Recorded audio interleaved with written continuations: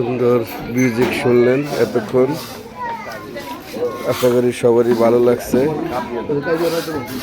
মিউজিকের শেষ পর্যন্ত সবাই দেখবেন। আল্লাহ হাফেজ।